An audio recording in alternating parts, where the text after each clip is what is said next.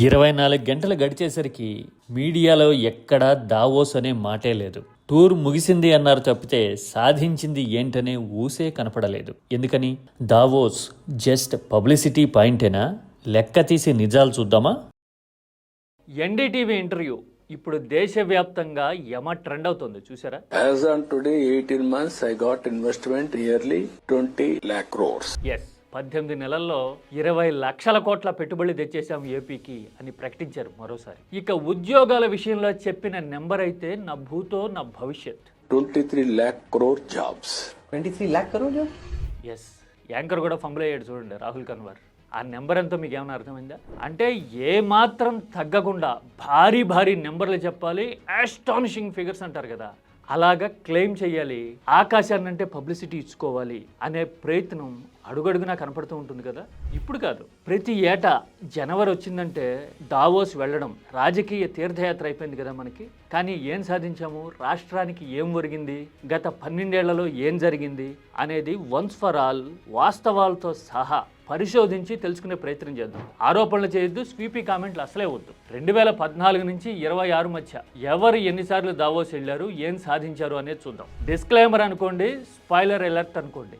నేను ముందే చెప్తున్నా, కొన్ని ప్రచారాలు నోస్ట్రడామస్ కాలజ్ఞానంలాగా ఉంటాయి. నోస్ట్రడామస్ కాలజ్ఞానం అంటే తెలుసా? పెరిఫెరల్ గా చెప్పుంటారు, ఏం జరిగినా కానీ దాన్ని తీసుకొచ్చి దీనికి ఆపాదిస్తూ ఉంటారు. ఇప్పుడు ఫర్ ఎగ్జాంపుల్, తూర్పు తీరంలో కల్లోలం పుడుతుంది అని చెప్పుంటే మనకి ఆంధ్రప్రదేశ్లో నవంబర్ డిసెంబర్ మాసాల్లో ఈశాన్య ఋతుపవనాలు వచ్చే సీజన్లో తుఫాన్ ఖచ్చితంగా వస్తుంది కదా ప్రతి ఏటా. బంగాళాఖాతంలో తూర్పు తీరంలోనే వస్తుంది. ఆ తుఫాన్ వచ్చింది అనుకోండి, ఒకవేళ నోస్ట్రడామస్ చెప్పినట్టే జరిగింది రోయ్ అని దాన్ని దీన్ని లింక్ చేసుకునే ఫ్లెక్సిబిలిటీ ఉంటుంది అందులో. మన ప్రచారంలో కూడా అలాంటి నోస్ట్రడామస్ ఎలిమెంట్ ఒకటి ఉంది. అది కూడా నేను ఇందులో వివరించబోతున్నా విత్ ఫ్యాక్ట్స్. ఇది గుర్తుపెట్టుకో, తర్వాత మాట్లాడుకుందాం. Please don't miss this till the end. ఎందుకంటే మన ప్రచార పటాటోపం ఎంతో, పెట్టుబడుల ఆకర్షణ కెపాసిటీ ఎంతో వన్స్ ఫర్ ఆల్ మనం తెలుసుకోబోతున్నాం ఇప్పుడు.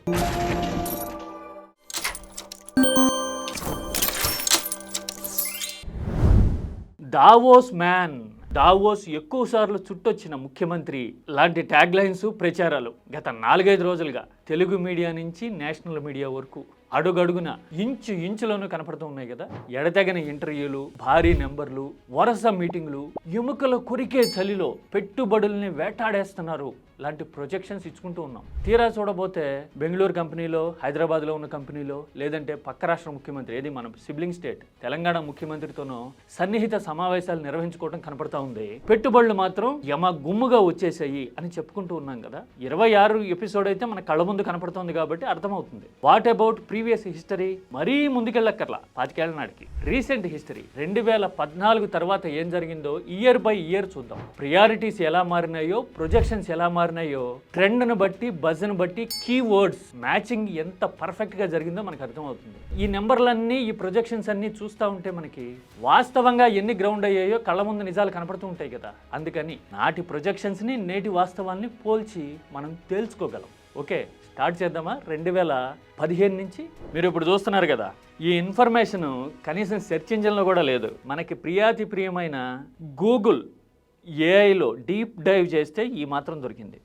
2015లో సీఎం చంద్రబాబు దావోస్కి వెళ్ళారట, ఇన్వెస్ట్మెంట్ ప్రమోషన్ చేశారట, ఇండస్ట్రీతో ఇంటరాక్షన్ అయ్యారట.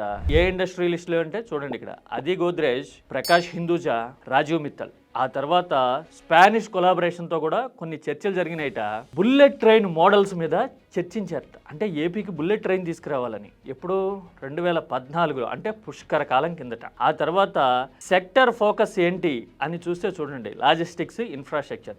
వీటిలో ఏది ఈ గోద్రేజ్ కానీ, హిందూజా కానీ, మిత్తల్ కానీ ఏపీలో పెట్టుబడులు పెట్టినట్టు కానీ ఏమైనా వచ్చినట్టు మీకు ఏమైనా తెలుసా? స్పానిష్ బుల్లెట్ ట్రైన్ అన్నారు కదా, దానికి సంబంధించి ట్రాక్ పడ్డం కానీ, ప్రయత్నాలు కానీ ఏమైనా జరిగినాయా? 12 ఏళ్ళు అంటే ఈ పాటికి ఎస్టాబ్లిష్మెంట్ జరిగి ఉండాలి కదా. ఏమైనా జరిగిందా? ఇది ఫస్ట్ ఎడిషన్. నెక్స్ట్ 2016లో ఎగైన్ చూడండి, చంద్రబాబు వెళ్ళారు. ఏంటి కాన్సన్ట్రేషన్ అంటే రెన్యూవబుల్ ఎనర్జీ. అందులో సానీ గ్రూప్తో కొన్ని చర్చలు జరిగినాయిట. 4,000 కోట్ల పెట్టుబడులకు సంబంధించిన కమిట్మెంట్ అక్కడ వచ్చేసిందిట. ఆ తర్వాత agriculture partnership, new vision for agriculture, NVA, అంటే వ్యవసాయాన్ని కొత్త పంతలు తొక్కించే ప్రయత్నాలు అనమాట. ఏమైనా జరిగినాయి మరి అప్పటి నుంచి? ఆ తర్వాత ఇది ఇంకా బ్యూటిఫుల్, ఎడ్యుకేషనల్ కొలాబరేషన్ కేంబ్రిడ్జ్ యూనివర్సిటీతోనూ యూనివర్సిటీ ఆఫ్ సింగపూర్తోనూ చర్చలు జరిగినాయిట.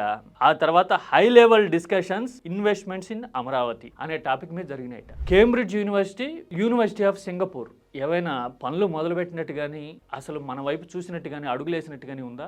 ఇది 10 ఏళ్ల కిందట, ఎప్పుడు 2016 నాటి చరిత్ర. తర్వాత 17 ఎడిషన్ చూద్దాం.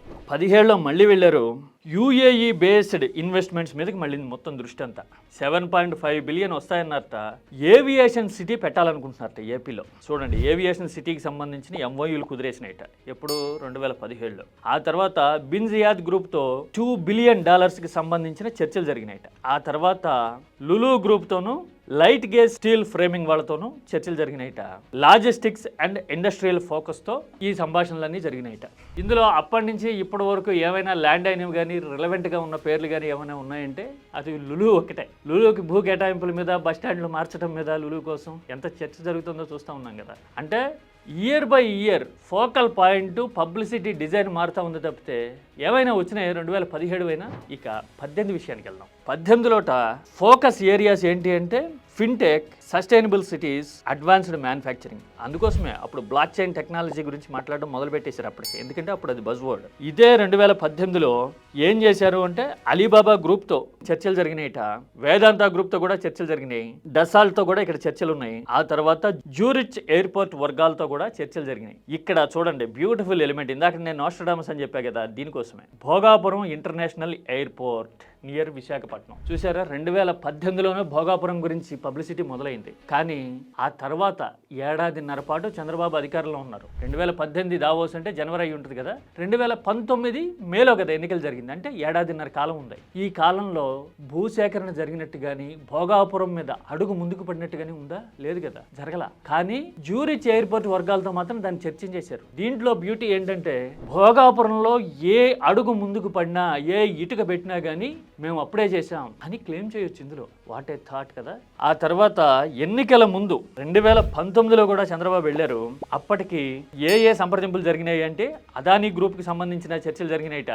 ఏషియా పల్ప్ అండ్ పేపర్, ఏది నేను ఇంతకు ముందు కూడా చెప్పుంటా, ఇది ఎక్కడ, ప్రకాశం జిల్లాలో 22,000 కోట్లు ఏమో వచ్చేస్తున్నాయి పెట్టుబడులు అని చెప్పారు. ఆ తర్వాత ఏస్ అర్బన్ డెవలపర్స్తో జరిగినాయిట.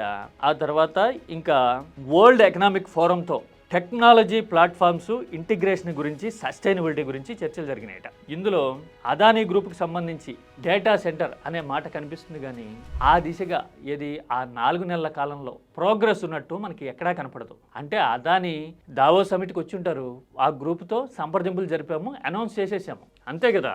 4 నెలలే కాబట్టి చేయలేకపోయాము అనుకోవడానికి లేదు. ఒకవేళ చేయగలిగితే కనుక how about that 2015 and 16 agreements, వాటికైతే 4.5 సంవత్సరాలు 5 సంవత్సరాలు గ్యాప్ ఉంది కదా. మరి ఈ 4.5 సంవత్సరాలు 5 సంవత్సరాల్లో ఏం సాధించాము అని చెప్పడానికి మన దగ్గర ట్రాక్ రికార్డ్ ఏమైనా ఉందా?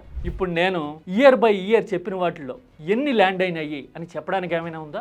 ఓన్లీ భోగాపురం లాంటి కీవర్డ్ లేదంటే అదానీ డేటా సెంటర్ లాంటివి చర్చలు జరగడం వల్ల అవి తర్వాత ఎస్టాబ్లిష్ అయితే మేమే తెచ్చాము అని చెప్పుకోవడానికి ఒక ఫీజిబిలిటీ, పాసిబిలిటీ ఉంది మన పబ్లిసిటీ డిజైన్లో. ఎట్లా 2007లో మొదలై 2008-9లో ప్రారంభమైన ఎయిర్పోర్ట్స్ని, రింగ్ రోడ్స్ని మనం ఎట్లా క్లెయిమ్ చేస్తామో మా హయాంలో వచ్చినాయని, మనం 2004లో ఓడిపోతే 2007లో మొదలై 9లో వచ్చింది మన ఘనత ఎలా అవుతుంది?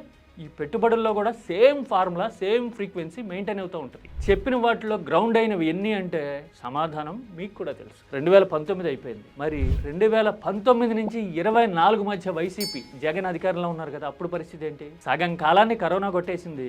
If I'm not wrong, search ఇంజిన్లో ఉన్న డీటెయిల్స్ చూసినా కానీ అట్లాగే ఉన్నాయి. ఏంటంటే జగన్ ఒక్కసారి మాత్రమే దావోస్ వెళ్ళినట్టున్నారు. 2020లోను 2021లోను దావోస్ సమిట్ లేదు డ్యూ టు కరోనా. మీరు చూస్తూ ఉన్నారు చూడండి, 125,000 కోట్ల పెట్టుబడులు వస్తాయని చెప్పారట. ఏంటి అంటే గ్రీన్ ఎనర్జీ ప్రాజెక్ట్స్ ఉన్నాయట, అందులో అదానీ గ్రూప్తో చర్చలు ఉన్నాయట, గ్రీన్ కో అండ్ అరబిందోతో చర్చలు జరిగినాయట. అరబిందో అయితే ఇక్కడ మన వాళ్ళదే కాబట్టి అప్పుడు వైసీపీతో సన్నిహిత సంబంధాలు ఉన్నాయి కాబట్టి కొంత వర్క్ జరిగి ఉండొచ్చేమో. గ్రీన్ కో అనేది నిన్న మొన్న కాకినాడలో మనం ఓపెన్ చేశాం కదా, దానికి సంబంధించిన యాక్టివిటీ కొంత జరిగింది అని అనుకోవడానికి ఉంది. ఆ తర్వాత అదానీ గ్రూప్, ఏది డేటా సెంటర్కి సంబంధించి కానీ మిగతా వాటికి సంబంధించి కానీ ఇనిషియేషన్ అప్పుడు జరిగిందా అని అనిపించేందుకు స్కోప్ ఉంది కొంత. ఎందుకంటే 2022 సమిట్ ఇది 23లో గ్రౌండింగ్ జరగడం మొదలైంది అదాని డేటా సెంటర్కి సంబంధించి. ఆ తర్వాత ఇందులోనే చూడండి, ఆర్సిలర్ మిత్తల్ స్టీల్కి సంబంధించి కూడా నియర్ వైజాగ్ ఒప్పందాలు జరిగినాయి అని చెప్తూ ఉన్నారు కదా. త్వరలో ఈ మిత్తల్ స్టీల్ ప్లాంట్కి ఇక్కడ ఉంది చూడండి, నియర్ వైజాగ్ శంకుస్థాపన జరగబోతా ఉంది. అంటే ఇది గ్రౌండ్ అవుతా ఉందేమో అని అనిపిస్తుంది. ఆ తర్వాత టెక్ మహీంద్రాతో ఒప్పందాలట, బైజూస్తోనూ కొన్ని అగ్రిమెంట్లు జరిగినాయట. ఇందులో కొంత రియాలిటీకి దగ్గరగా ఉన్న ఛాయలు కొంతవరకు ఉన్నాయి చూడండి. గ్రీన్కో కానీ అదానీ కానీ ఏది బైజూస్తో నాటి ప్రభుత్వ ఒప్పందాలు, అప్పట్లో మనం చేసిన రాజకీయ రగడ ఇవన్నీ గుర్తున్నాయి కదా. అంటే కొంతవరకు ప్రాక్టికాలిటీకి దగ్గరగా ఉన్నట్టు ఉంటుంది. ఆ తర్వాత చెప్పిన నెంబర్ కూడా రీజనబుల్ ఏమో, వాస్తవానికి దగ్గరగా ఉందేమో కొంచెం అనిపించేందుకు స్కోప్ ఉంది. ఆ తర్వాత జగన్ హయాంలోనే 2023లో పెట్టుబడుల సమ్మిట్ కూడా జరిగింది. ఇందులో అదానీ గ్రూప్తో, ఇదిగో ఇక్కడ డేటా సెంటర్ వచ్చింది చూడండి, ఇప్పుడు గూగుల్ డేటా సెంటర్ అని మాట్లాడుతున్నాం కదా, దానికి సంబంధించిన ఫౌండేషన్ ఇది. అదానీ గ్రూప్ 21,844 కోట్లు పెట్టుబడి పెట్టేందుకు ఒప్పందం చేసుకుంది. అదే పీరియడ్లో ఏది నెలకో 2 నెలలకో భూమి పూజ జరగటము, భూ కేటాయింపు జరగటము, పనులు మొదలవటం, ఏది సింగపూర్ నుంచి కేబులింగ్ కూడా జరిగిందని చెప్తూ ఉంటారు కదా, ఇట్లాంటివన్నీ అప్పుడే జరిగినాయి అని అనిపించేందుకు స్కోప్ ఉంది.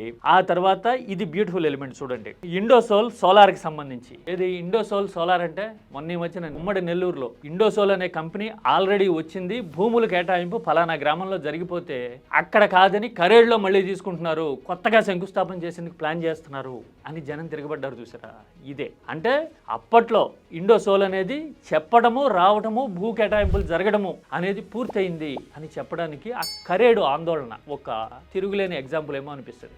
ఇక గ్రీన్ ఎనర్జీ ప్రాజెక్ట్స్ చూడండి, 2023 ఇయర్ గురించి మాట్లాడుతున్నాం. ఇందులో గ్రీన్ ఎనర్జీ వ్యాలీకి సంబంధించి ఇనిషియేటివ్స్ కొన్ని తీసుకున్నారట. అలాగే port led industrialisation and logistics పార్కులకి సంబంధించి చర్చలు జరిగినాయట. పోర్ట్ లెడ్ ఇండస్ట్రియలైజేషన్ అంటే పోర్టుల చుట్టూ పారిశ్రామిక వాడలు, చిన్న తరహా పరిశ్రమలు లాంటివి పెట్టడానికి సంబంధించిన ఒప్పందాలు జరిగినాయట. ఎందుకంటే ఈ టైంలో మూలపేట నుంచి, మచిలీపట్నం దగ్గర నుంచి, రామాయపట్నం దగ్గర నుంచి కొన్ని పనులు జరుగుంటాయి కాబట్టి వాటి చుట్టూ ఇండస్ట్రియలైజేషన్కి సంబంధించిన కొన్ని ఒప్పందాలు జరిగినాయట. ఇక ఇదే 2023కి సంబంధించి ఇంకొన్ని డీటెయిల్స్ కూడా ఉన్నాయి చూడండి. Green hydrogen and ammonia plant మొన్న ఈ మధ్యన లాస్ట్ వీక్ అనుకుంటా కాకినాడలో మనమే తెచ్చాము అని ప్రారంభోత్సవం చేశాం కదా, అది దానికి సంబంధించిన ఒప్పందం జరగటము, ముందుకెళ్ళడం అనేది అప్పుడు 2023లో జరిగింది. ఆ తర్వాత ఇజ్రాయిల్ ఇండస్ట్రియల్ పార్క్కి సంబంధించి కొన్ని ఒప్పందాలు జరిగినాయట. ఇది గత 12 ఏళ్ళుగా ఉన్న డేటా. అంటే పూర్తిగా టెక్నికల్గా అనిపించుండొచ్చు సమాచారం అంతా చూస్తే, కాకపోతే చేసిన ప్రచారాలకి గ్రౌండ్ అయిన వాస్తవాలకి మధ్య గ్యాప్ ఎంత ఉంది అనేది అయితే మనకి కళ్ళ ముందు చూస్తే తెలిసిపోతుంది కదా. చంద్రబాబు హయాంలో 2014 నుంచి 19 మధ్య జరిగిన ప్రచారాల్లో ఎంతవరకు గ్రౌండ్ అయినాయి అని చెప్పడానికి ఆధారాలు ఏమన్నా ఉంటే కనుక మీరు చెప్పండి. అలాగే 2019 నుంచి 24 మధ్య ఇప్పుడు గ్రీన్ అమోనియాకి సంబంధించి కానీ, అదానీ డేటా సెంటర్కి సంబంధించి కానీ, పోర్ట్ లెడ్ ఇండస్ట్రియలైజేషన్ అని చెప్తూ ఉన్నారు కదా, వాటికి సంబంధించి కానీ ఇనిషియేషన్ ఏమన్నా జరిగిందా అనేది కూడా మనం పాయింట్ బై పాయింట్ డిస్కస్ చేద్దాం. ఇలాంటి డిస్కషన్ ఇప్పటికన్నా ఎందుకు జరగాలి అంటే, మన మీడియా అంతా దున్నపో తీనిందంటే దూడ కట్టేద్దాం రండి అని పిలిచేటట్టుగా ఉంటుంది. ఒప్పందాలు కుదిరితే పెట్టుబడులు వచ్చేసినాయి, ఉద్యోగాలు వచ్చేసినాయి అని చిన్న రాగంతో మొదలుపెట్టి ఆ తర్వాత రీసౌండ్ రేంజ్లో పబ్లిసిటీ చేయడం కనపడుతుంది. వాటి ఫాలో అప్ కానీ, అవి గ్రౌండ్ అయ్యాయా లేదా అని చెక్ చేసే పరిస్థితి కానీ ఉండదు. జస్ట్ ఇన్ ద బిగినింగ్ నేను చూపించా కదా, సీఎం చంద్రబాబు 20 లక్షల కోట్లు తెచ్చేశాము అని చెప్పినట్టుగానే ఇలాంటి పబ్లిసిటీస్ అన్ని సాగుతూ ఉన్నాయి. తీరా చూస్తే గ్రౌండ్ ఏమో వెలా తెలబోతా ఉంది. మంగళవారం వస్తే అప్పుల కోసం ఆర్బీఐ చుట్టూ తిరిగే పరిస్థితిలో రాష్ట్రం ఉంటుంది. అందుకోసం పార్టీలు, జెండాలు, ఎజెండాలు ఎప్పుడైనా ఎగరేసుకోవచ్చు, కానీ వాస్తవాలు మాత్రం వన్స్ ఫర్ ఆల్ తెలుసుకుంటే, కాస్త ఆలోచన పెంచుకుంటే, ఎవరు ఏం చేశారు, ఎవరు ఏం చేయగలరు అనేది జడ్జిమెంటల్గా ఉండటానికి, కాస్త ఆలోచించడానికి, తెలివిగా ఉండటానికి స్కోప్ ఉంటుందేమో కదా. మీరేమంటారు? పెట్టుబడుల ప్రచారంలో వాస్తవాల్ని విత్ డేటా చెక్ చేస్తే మీకేమర్థమైంది? ప్రాక్టికల్గా మాట్లాడుకుందాం, కామెంట్లో చెప్పండి.